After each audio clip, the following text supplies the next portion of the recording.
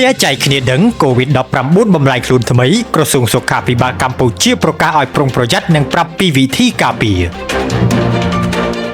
ក្រសួងសុខាភិបាលកម្ពុជាបានចេញសេចក្តីប្រកាសព័ត៌មាននៅថ្ងៃទី25ខែឧសភាឆ្នាំ